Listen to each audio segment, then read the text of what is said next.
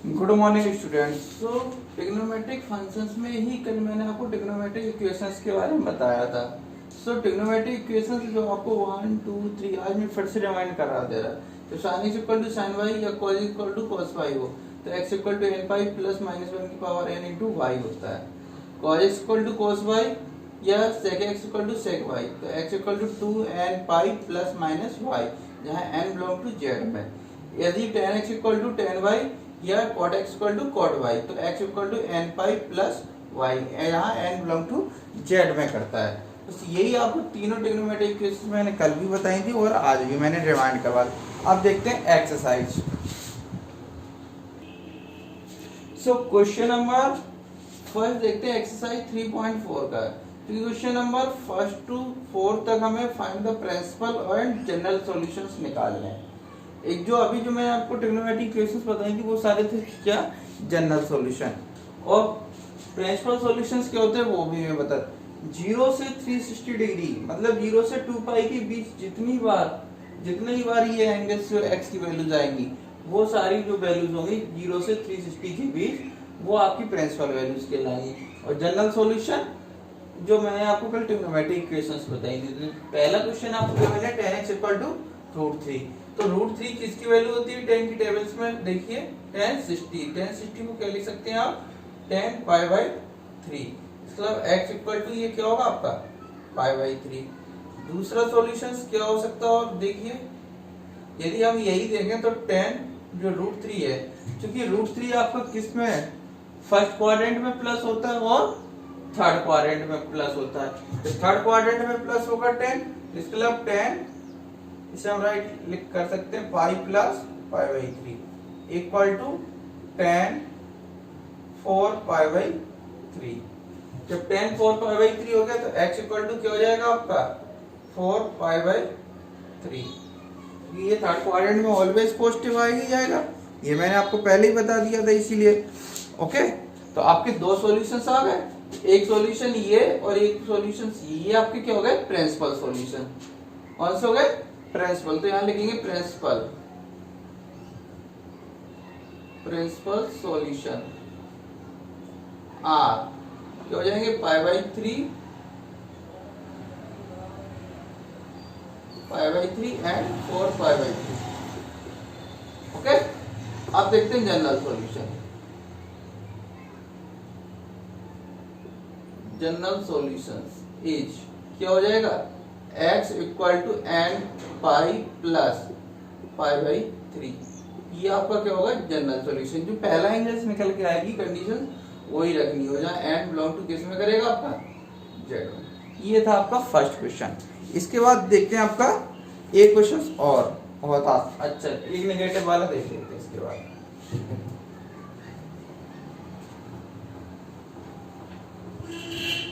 इसके बाद question number 1 हम देखते हैं थर्ड। क्वेश्चन नंबर थर्ड आपको क्या मैंने cot x equal to -√3।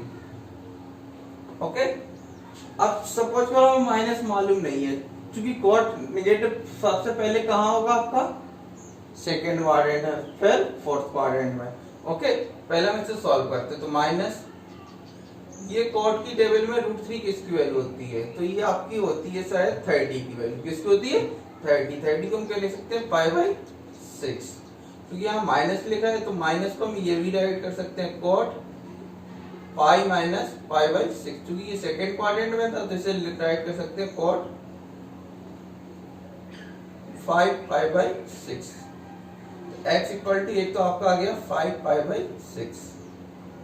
Okay next चूंकि ये फोर्थ क्वाड्रेंट में लाई करेगा ऑलवेज क्या करेगा आपका फोर्थ क्वाड्रेंट में लाई करेगा तो फोर्थ क्वाड्रेंट में तो एक तो आपका सॉल्यूशन ये आ गया।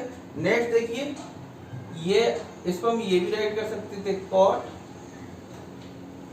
2π माइनस π/6 इसी चीज को यहाँ तो ये x इक्वल टू आपका क्या हो जाएगा sorry cot x equal to ये हो जाएगा आपका 12 में से बन गया 11 π/6 कितना 11 π/6। इसका मतलब यहाँ पे principal solutions are principal solutions are 5 pi by 6 और 11 पाई बाई 6। और जनरल सॉल्यूशन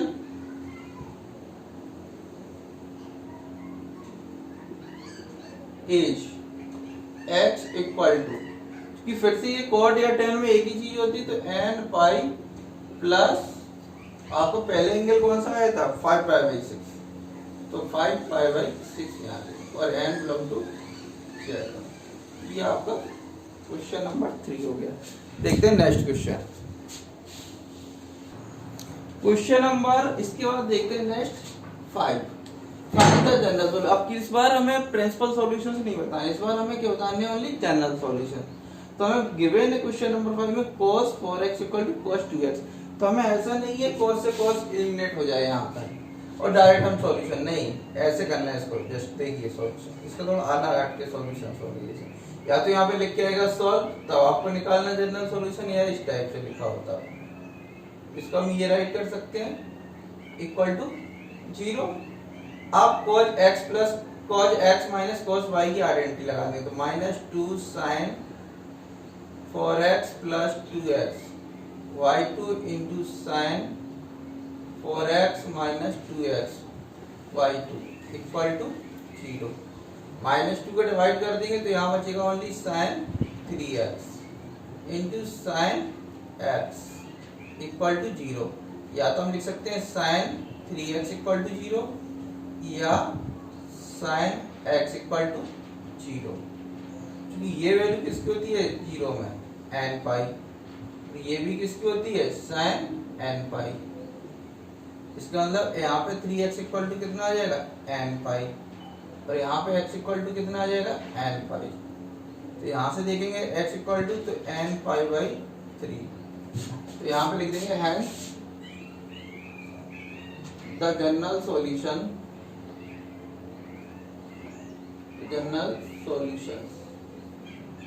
इज या आर, सॉरी दो सॉल्यूशंस आए, एक तो n पाई बाई 3 और n पाई, और जहाँ n बिलोंग टू z में कर रहा है, n बिलोंग किस में करेगा z में। ओके नेक्स्ट क्वेश्चन देखते हैं। नेक्स्ट क्वेश्चन देखते हैं 7। देखिए ये है sin और ये है cos। अब ये तो कैसे चेंज करना है, तो इसमें आइडेंटिटी लग रही ना ही कुछ लग रहा है ऐसा। तो यहाँ पे sin 2x की आइडेंटिटी को हम राइट करते हैं। तो sin 2x को क्या राइट कर सकते हैं 2 sin x into cos x plus cos x equal to 0। cos x आपने कॉमन लिया, अंदर क्या बचेगा 2 sin x plus 1 equal to 0। यहाँ पे देखिए इसको क्या राइट कर सकते हैं आप cos x इक्वल टू 0 या 2 sin x plus 1 equal to 0। तो sin x इक्वल टू -1/2। अब जो कि 0 वैल्यू किसकी होती है cos की टेबल में, cos पाई बाई 2 की किसकी होती है, cos पाई बाई 2 की होती है 0। और यहाँ पे sin की टेबल में देखिए नेगेटिव आ गया, क्योंकि फर्स्ट और सेकंड क्वाड्रेंट में तो sin पॉजिटिव होता है। तो यहाँ पे पहले देते हैं माइनस sin 1/2 वैल्यू किसकी होती है पाई बाई, जो कि 30 मतलब पाई बाई 6। पाई बाई से मतलब ये थर्ड क्वाड्रेंट में कब जाएगा, जब sin, इसे हम राइट कर सकते हैं pi plus pi by 6। Okay तो ये आपका आ गया sin 7 पाई बाई 6। ओके तो यहाँ से x की वैल्यू क्या निकल के आ गई आपकी 2n pi plus minus pi by 2।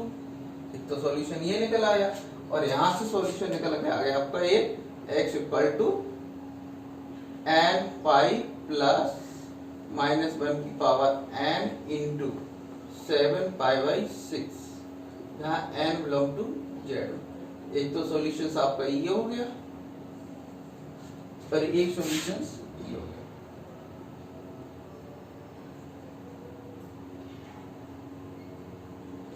x equal to 2n pi plus minus pi by 2 comma small n belong to z by. और एक सॉल्यूशन आपका ये हो गया x equal to. Okay next question देखते हैं। इसी टाइप से क्वेश्चन नंबर 8 में आपको निकालना है जनरल सॉल्यूशंस। तो sec square 2x equal to 1 minus 10 2x। जब भी इस टाइप क्वाड्रेटिक इक्वेशन गिवन हो तो हमेशा याद रखना क्वाड्रेटिक वाले जो टर्म्स हो उसको चेंज करने की कोशिश करो, क्योंकि उसी से हमें ये 10 आ सकता है, क्योंकि इसको तो आप sec में कन्वर्ट नहीं कर सकते आसानी से। ओके, तो हम sec स्क्वायर x को क्या राइट कर सकते हैं, 1 plus 10 square 2x equal to 1 minus 10 2x। तो देखिए 1 से 1 कैंसिल हो गया, 10 2x को इस तरफ राइट करिए, तो 10 square 2x plus 10 2x equal to 0। 10 2x आपका देखिए कॉमन आया, तो यहाँ पे क्या बचा आपका 10 2x प्लस 1 इक्वल टू 0। तो एक तो 10 2x इक्वल टू 0 और एक बचा 10 2x प्लस 1 इक्वल टू 0। इसको हम क्या राइट कर सकते हैं, 10 2x equal to minus 1 value 10 की टेबल में कहाँ होती है, पाई बाई 4। अब चूंकि 10 सबसे पहले निगेटिव कब पड़ता है आपका, सेकंड क्वाड्रेंट में, तो हम इसे ये भी राइट कर सकते हैं 10 pi minus pi by 4। Okay, और इसे 10 n पाई, n पाई पे ऑलवेज ये 0 होता है, क्या होता है, n पाई पर क्या होता है 0। तो x 2x equal to n pi plus 1 second. ऐसा करो, इसको n पाई पे या होता है तो यहाँ पे m ले लेते हैं, एक नया integer n pi. x equal to आपका हो जाएगा पाई, देखो कॉमन आ गया तो पाई बाई 2 और m प्लस n। जहां लिख देंगे m comma n belong to किस में करेंगे आप, z में। एक सॉल्यूशन तो ये हो जाएगा आपका। और एक सेकेंड थोड़ा और इसको हटा दें, m comma n belong to z में। अब यहां से इस वाली इक्वेशन को ले लेते हैं, तो 2x इक्वल टू एक ये आपका आ जाएगा कितना 3 pi by 4 n pi plus 3 pi by 4। तो 2 का डिवाइड करेंगे तो x equal to n plus 3 by 4 और पाई बाई 2, जहां small n belong to z। तो ये थोड़े से आपको कोई क्वेश्चन ज्यादा टफ नहीं थे, क्वेश्चन आसान है, बस आपको ये याद रखना है कब हमें क्या लाना है यहाँ पे। ओके, वैसे कोई नहीं, अगर हम यहाँ पे भी ये भी ले सकते थे, ये n है, ये अलग अलग इंटीजर्स ले लिए, ये थोड़ा सही रहता आपका, या तो आपकी बुक्स में ये भी ये दिया रहता है कि ये इक्वल टू n पाई और डायरेक्ट उन्होंने सॉल्यूशन, बट ऐसा नहीं, आपको जनरल सॉल्यूशन लेना है तो आपको ऐसी टाइप से करना पड़ेगा कुछ। ओके, तो आपकी ये दो सॉल्यूशंस हो गए। आपकी शायद बुक में ये वाला आंसर मैच नहीं भी करेगा, क्योंकि उन्होंने क्या दिया होगा 2x equal to n pi और x equal to n pi by 2, तो वो ऐड करके कर दिया होगा, बट ऐसा नहीं करते, ऐसा करेंगे आप, यहाँ पे m अलग लेंगे और n अलग लेंगे। ओके, नेक्स्ट क्वेश्चन देखते हैं, लास्ट क्वेश्चन देखते हैं इस एक्सरसाइज का आज के लेक्चर का। Question number 9, sin x plus sin 3x plus sin 5x। अब जब तीन टर्म्स दिए हो, तीनों साइन के, आप कैसे सॉल्व करेंगे, तो पहले आप कोई भी दो टर्म्स सॉल्व कर लीजिए और ऐसे दो टर्म्स लीजिए जिसमें तीसरा टर्म्स आपका इंक्लूड हो जाए। तो जैसे अगर हम इस देखिए इस इसमें आइडेंटिटी लगाएंगे तो sin 3x शायद आ जाए, इस इसमें लगाएंगे और इस इसको लेंगे तब शायद ये आइडेंटिटी कभी नहीं आएगी। तो हम पहले ये राइट कर लेते हैं यहाँ पे sin 3x, एक second, sin 3x plus sin 5x plus sin x, इसको ऐसा राइट कर सकते हैं। अब देखिए sin 3x प्लस, इसमें आइडेंटिटी लगाएंगे आप तो क्या हो जाएगा 2 sin 5x plus x y2 into cos 5x minus x by 2 equal to 0। देखिए sin 3x इधर है और 3x इधर है, तो आप 3x कॉमन ले लेंगे, अंदर बचेगा 1 प्लस 2 और यहाँ से cos 2x इक्वल टू, चूंकि ये 4x by 2 तो 2x बचेगा। ओके, तो ये आर तो आप ये लिख सकते हैं साइन 3x इक्वल टू 0 और एक लिख सकते हैं 1 plus 2 cos 2x equal to 0। तो ये आपको हो जाएगा साइन n पाई।